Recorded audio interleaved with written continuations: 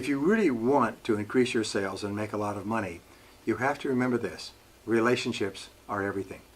Theodore Levitt of the Harvard Business School, who wrote the book Marketing Myopia, Why It Is That Salespeople Fail, talked about the fact that in the 21st century, relationships are everything. In fact, all selling will be relationship selling. Now, why is this? Well, if you're a normal customer, you've made a lot of mistakes. You've bought things that didn't work out, turned out to be inappropriate. You couldn't get them serviced, couldn't get them repaired. You wished you'd never bought them at all. So now when you go in to see a customer, customers are naturally suspicious. And what you have to do is focus on building a high-trust relationship.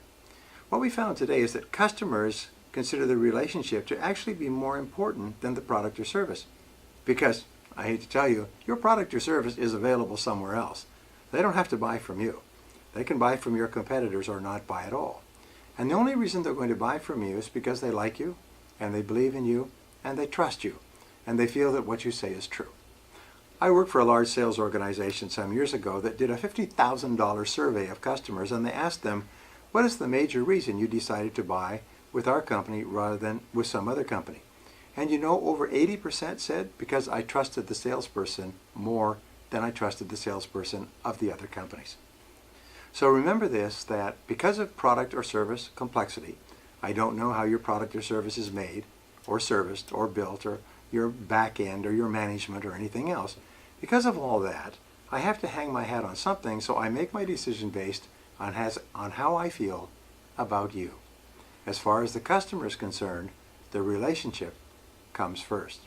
So when you go into a sales situation, instead of talking about your product or service, instead of jumping right into the subject, take the time to ask a lot of questions about the prospect and the prospect situation, and get to know and understand the prospect and what he or she needs and wants and is concerned about before you ever start talking about your product or service.